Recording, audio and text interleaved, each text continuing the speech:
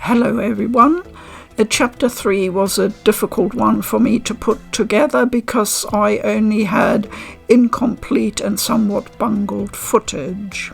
I've done my best is all I can say. This chapter throws us into our first real investigation. A team of Pathfinders has gone missing and we need to find out what exactly happened to them. We join our team of 3 as they come across some remains. Damn. I knew we would have heard from them by now. It was definitely fighting something. But this damage, it's not the usual claw or bite marks. No signs of the team. If they were eaten, we'd know it. So did they walk away, or were they taken?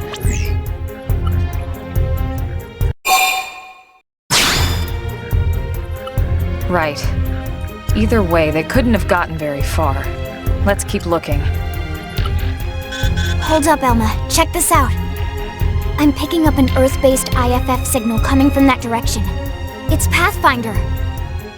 That thing over there, maybe? It doesn't look natural, does it? No, it doesn't. It looks like trouble. And look at this. I'm picking up readings for other life forms, too. Multiple signals, moving around inside the structure. Elma, you don't think... I think you're right. Look at their movements. They're controlled, orderly. They're definitely not wild animals. Now the question is, are they native to Mira? Or are they visitors like us? And if so, from where? You think it's one of the forces that destroyed Earth? Let's not jump to any conclusions. It's a big universe out there. Of course, we shouldn't rule it out either. Should we call this into HQ? Yes, but not from here. If we're picking up their signals, they might be close enough to intercept ours. You there! Drop your weapons! Stay calm. We don't want to provoke them. Earth aliens! Surrender! Now! They know about Earth? You may have been right after all, Lynn. Stand down! Did you already forget my first lesson? Fighting is a last resort. Our friends here appear to be able to speak our language. Which means we need to find out if diplomacy is a viable option. You're right. We come in peace, and we're willing to negotiate. If you have any Earth alien prisoners, we'd ask the conditions for their release. If you don't, we'll leave you in peace. No negotiations. No conditions. We have our orders. All Earth aliens must die. These aliens remind me of 1960s sci-fi movies. Peace? They've seen us! And all hell breaks loose. Our mission is to defeat these 2 prone scouts. They're level 7, so that should be perfectly doable. As you can see, I've learned to jump onto a slightly higher terrain, which gives me a bit of advantage, especially for ranged combat. And I just do my usual thing, which is run around using my ranged weapon to whittle them down, and then move in for a melee attack when I can.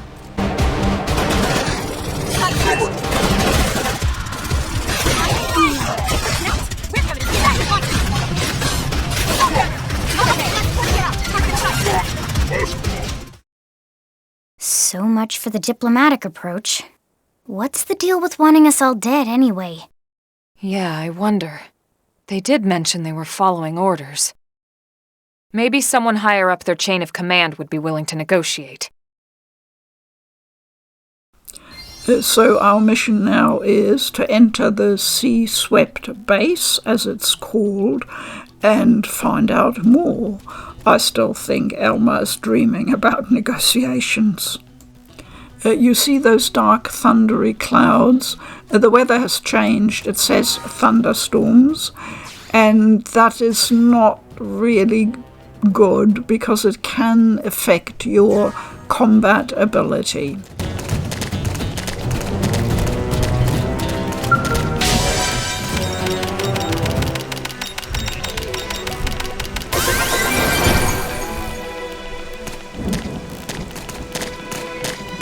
Here you see the importance of the mechanical level, which I mentioned before. We can only increase that if our blade ranking goes up.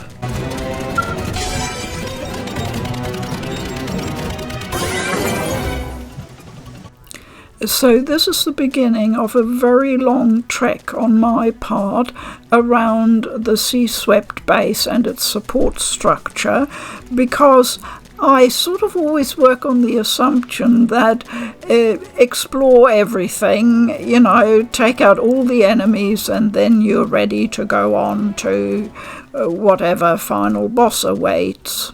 And after checking this footage so many times, I only now noticed there was a split second where some exclamation marks appear in the background. Clearly something I was meant to check out, but I simply didn't notice at the time. I have no idea whether this was important or in any way contributed to the issues I was having a bit later. So I spent a long time running around doing that. I should have probably gone straight to the tall structure you can see there in the background, although I have to say it is not easy to find the access to it. Here you see me doing a quick spot of upgrading. If in doubt, upgrade is my motto. And you see my current class, which is Striker. The base is very large, and I thought it was quite easy to get a bit disorientated. Anyway, I ended up doing a lot of fighting, and I leveled up quite a bit, and I got a lot of drops and gear, so it definitely wasn't time wasted. I changed the player character to Alma at this point, and with hindsight, I honestly don't know why. My recommendation would be to stay with your own player character, because Alma will provide strong combat support.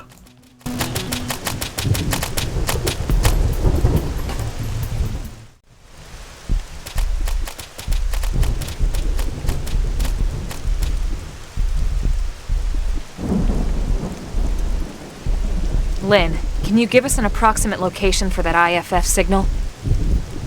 Let's see.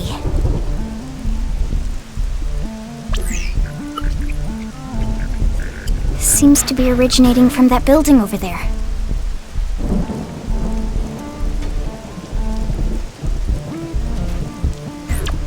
Then we'd better get moving. There's no time to lose.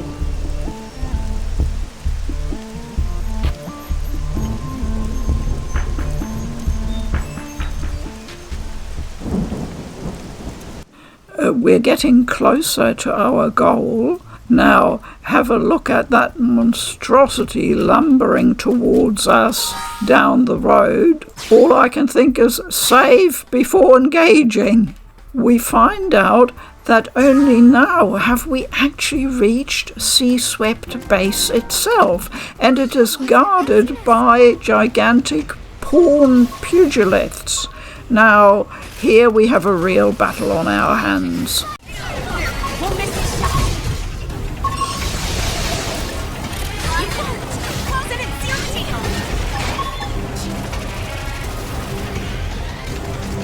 After a great strike, which I think probably stunned the Pugilith, I finally swing back into action, focusing on the points you see on his joints, on the appendages, trying to bring him down that way.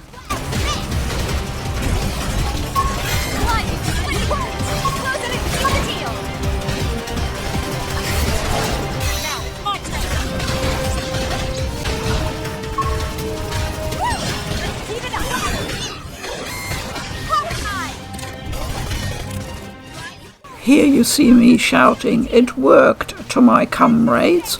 That is a soul voice, it's called.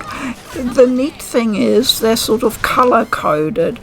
So if anyone uses an art of that colour, then you get a bonus in your attack. You saw how long it took me to bring that Pugilith down? Yeah. But there is some neat stuff. Take it all, baby.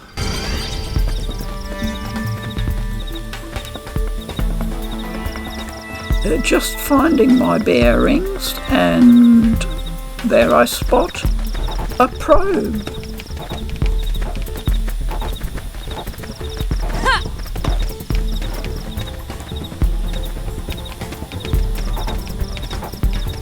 They're only level 7. Ha! We'll take those down in no time and claim Frontier Nav Site 119.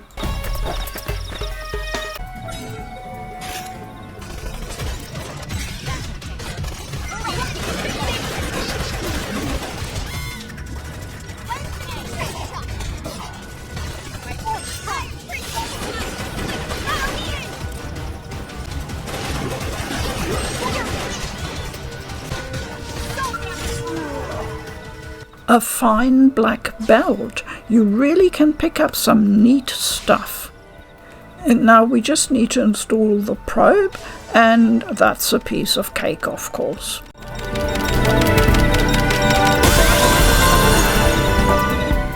So while you see just this picture, I'm busy on my gamepad figuring out what types of probes I have available to install that will bring real benefit, like mining probes, obviously, but they're also research probes, and I've also got one that will enhance storage. So this is all something I will show you in a later video when I obviously have to show you what exactly is available on the gamepad and how to use it. There's quite an art to looking after your probes, and I'm still obviously in the process of learning. So whatever enemies I come across, I take them out. These mages are actually quite tough, belying their level 7, and as you saw, the other one had the special ability called Flinch, a particularly nasty one, which we will encounter a lot of in the next chapter 4. But right now we still need to find those headquarters. This looks promising, but before I go in there, I check my equipment. I've bound to have something I can upgrade. I'm eyeing up Elmer's gun and taking a very close look comparing the stats. As I mentioned before, worn equipment can have very good stats, and this particular gun, Mark II, has a much higher attack level. I finally see the light and change my character, Dinhala, back into player possession. That is, after all, the character I want to focus on getting to know and use the skills to optimum effect. The greatest skill of all in Xenoblade X, however, is recognizing an enemy in the distance who is way beyond your level. I'm clearly not meant to go that way towards level 42.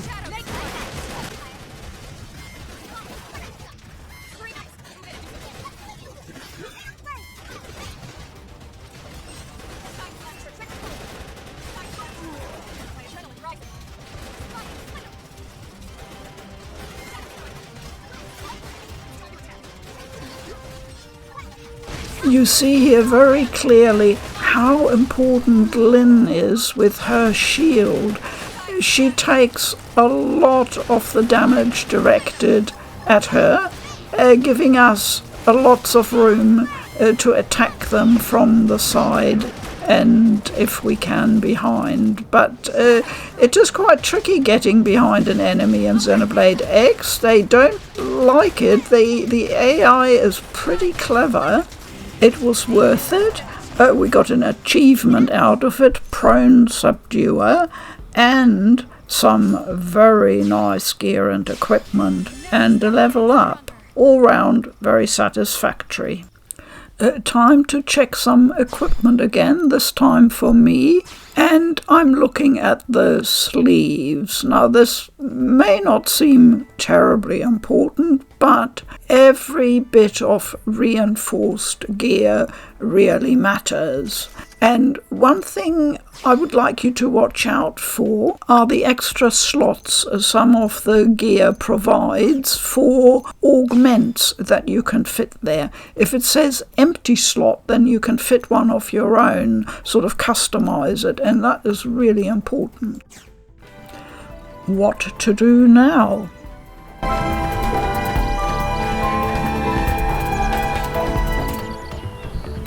I cast my glance upward, and I think I need to get over that bridge to get to the Seaswept headquarters. There's a level 9 guard up there, and that seems about right.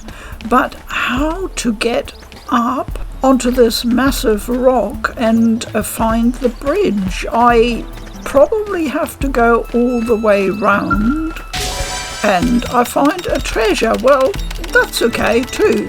It's biological.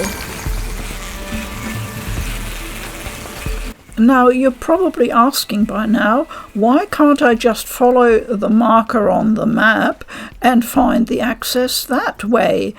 Well, I'm afraid it was quite some time ago and I simply can't remember, but I think the map is just not detailed enough or doesn't show enough of the terrain differences, so it was difficult to tell.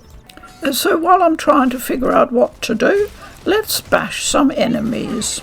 Prone are classified as humanoid enemies, so it's a good idea, if you can, to equip some weapons or gear that are effective against a prone.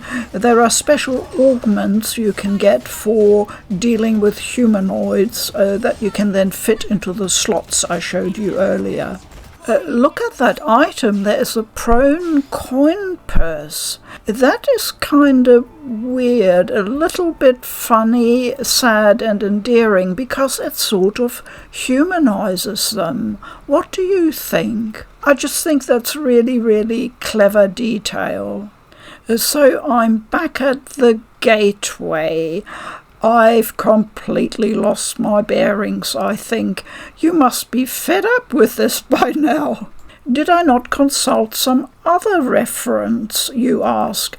Yes, I obviously tried my strategy guide, and that was not terribly helpful, and I will show you a bit more about that in a future video when I go into the resources that I use for supporting my gameplay. Now here's the bridge again, I think this time from the other side, and I really got to find a way up there. I'm getting just a tad frustrated here. I come across a whole convoy here, so decide to take them out, add quadruple speed, and we get some very nice gear. We now have heavy rain, which is not good for combat conditions either. There it is. Is it a bridge too far? We regroup and ponder. There's the bridge, or one of the bridges, and I now realise there is an access road to the right going around the side of the mountain and then presumably doubling back. And we'll take that road now, and I'm pretty confident that will get us to where we should be. But never forget to pick up those gatherable items while you're there. I'm just surveying what looks like enemy gear and troops, but I don't think they'll pose any particular threat. Still, I might as well sneak behind there out of sight. And sure enough, look at that. We have a bridge crossing with a guard to take out. Yippee, a prone major. I decide I might as well try and get past him and behind him, and that might speed things up a bit.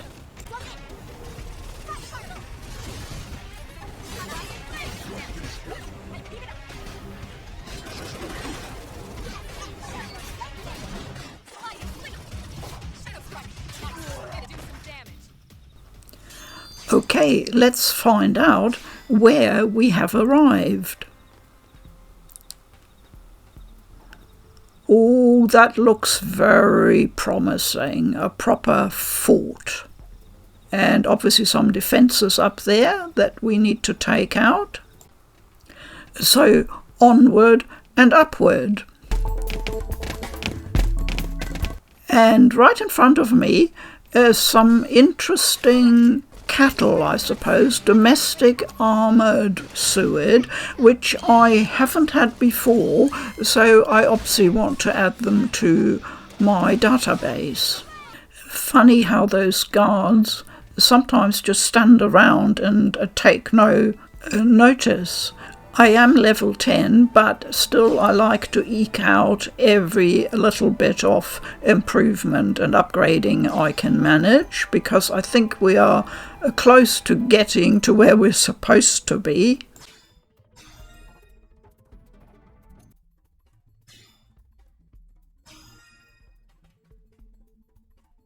Here we encounter a new type of prone enemy, a typhoon. Yet another one to add to my bag of glory.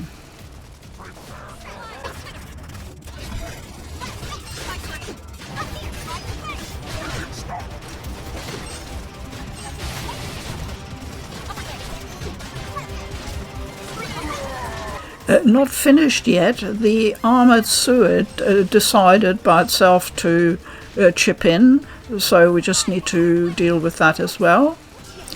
And we had to take out the whole lot of them, so there was quite a bit of item drops to collect.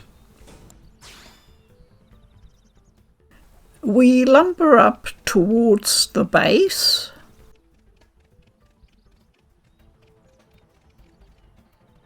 Aha! Here we have a new type of enemy, a pawn Puge.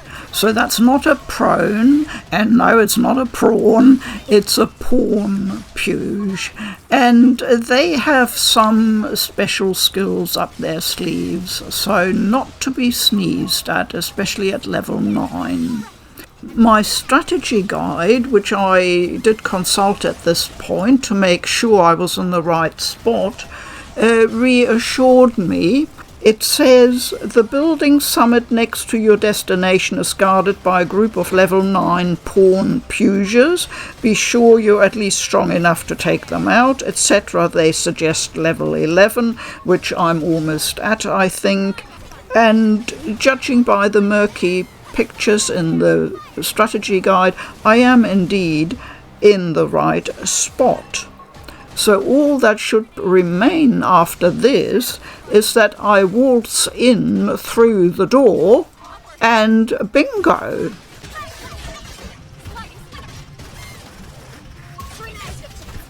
And all I get for my efforts is a measly standard crank. Yippee! We're on the way to the final boss, and the all-important mystery should be solved. What happened to the Pathfinders? Here's the door, but it won't open. I'm at a loss. Have I missed something? I check the complete yard, every bit of equipment. I'm perplexed. I don't know what has gone wrong. Why is the door not open? Did I miss something important earlier in the game? Maybe take out the bridge guard again?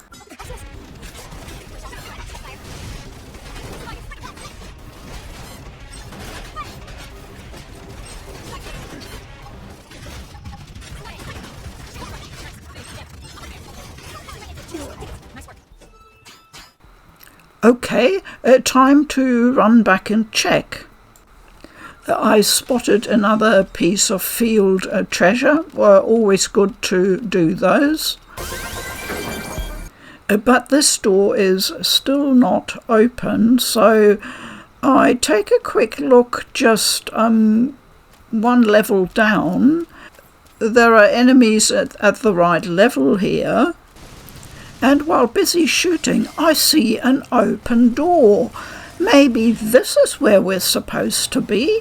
There are pawn Puges, so that sounds right. Okay, there seem to be several of these turret towers, all with doors. How are you supposed to know which one is the right one? I was confused, yes, but I really thought I finally had arrived at the spot.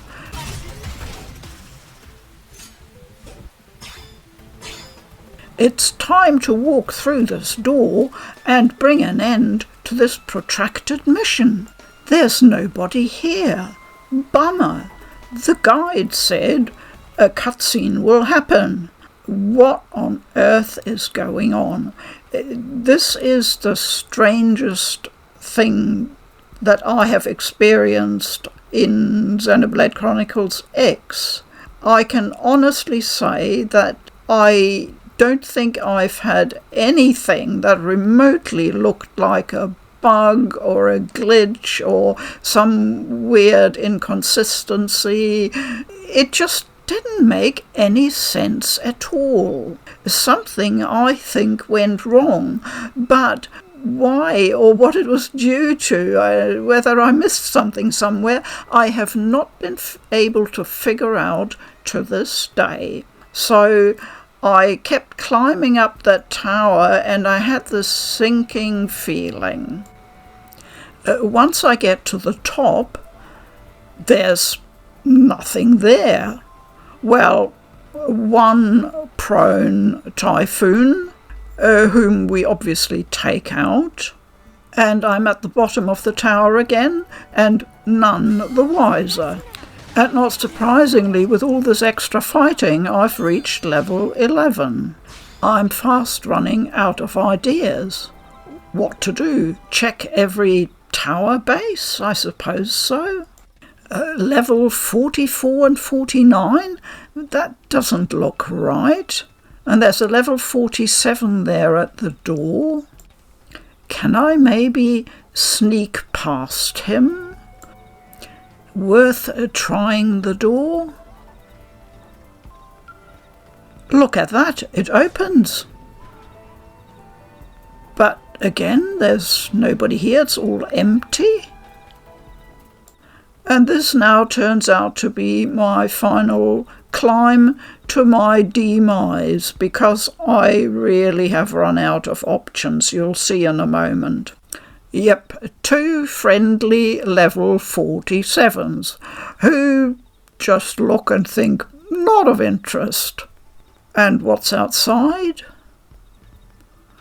More level 45s, 47s over there, all far too high. I'm in the wrong spot. And that's it. A berserker spots me and attacks me. It's a fraction of a second and you're gone. No chance to even run away. So what happens in a situation like this? Well, you respawn at the last landmark point, either a frontier nav site like here or some other important landmark. It has to be a point that you can access and travel to via your gamepad map. The good thing about dying, is that you don't lose anything really.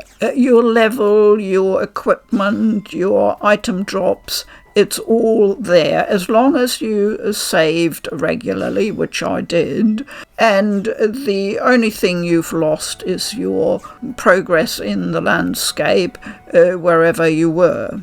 So I went back home, licked my wounds, took a much-deserved rest, and checked up on some bits and pieces like division rewards and that sort of thing. Here we have the Collectopedia. Every Xenoblade game has it, and it pays to try and complete various lines and whole sections in it, because you will get some bonuses from that, especially battle points. I've mainly so far had items from Primordia, but the odd one from the other continents pops up as well, sometimes from completed quests. Here I'm taking a look at the inventory. You will be amassing huge numbers of items, and I've basically kept everything because the inventory is so capacious. I wasn't sure what I could safely sell. I tend to get worried that there might be the one item that I'm later looking for. I haven't quite worked out yet whether I think there's simply too much stuff in Xenoblade X, but there certainly is a huge amount. So just checking the armaments manufacturer's terminal. We'll be looking at that in some depth at a later time. It's one of the very few ways I know of actually checking how much Miranium you have. You can make your own augments and then use them to upgrade your battle traits. You can also develop new gear. Here I found one trait for Lynn that I can upgrade for her titanium shield. There's something called Resist Flinch level 2, and I've got the one item necessary to do so, and that's a good one to have because flinch is a nasty, nasty status condition the enemy can inflict. I now have some awful news for you. I did eventually find the road access up to the place where I was supposed to be, and it wasn't even that difficult to find. But after all that to do, what happened was I got so excited when I finally realized that I had found the mission scene and the boss battle that I completely forgot to switch on the capture.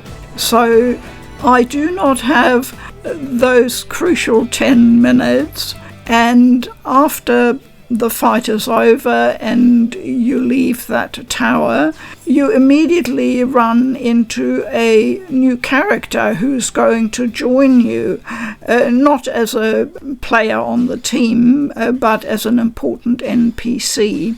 And that is Tatsu.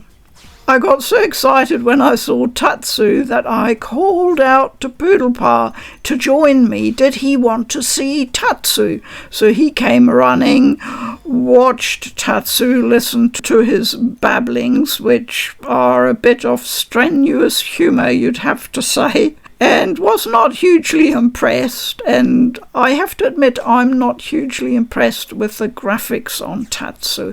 I think he could have been done better, honestly. Once all that was over and I was safely back in New LA, I realised I didn't have any footage. At that particular point in time, of course, I hadn't even considered doing videos about Xenoblade Chronicles X, so it didn't worry me back then, but now I've had some sleepless nights wondering how to bridge this gap in the footage. I think the only way, to be fair, is to direct you to another video on YouTube that covers this particular scene very well. It's not too long, so I will just try and pop up the link here in the top right corner of the screen for you. The link will also be in the description below the video. The video is by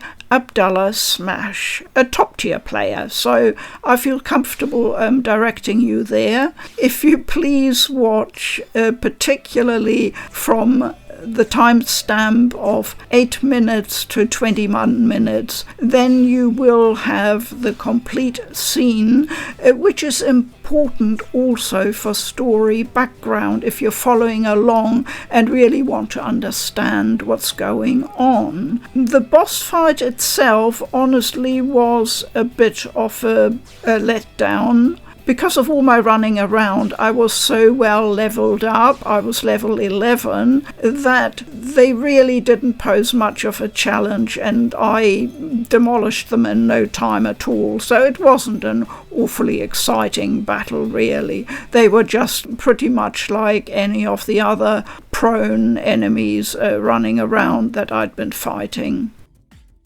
And that's it, I'll finish for today. It was a bit of a strange video, but all I can say is an honest account of my strange adventures. Thank you very much for watching. I'll see you next time. Bye-bye.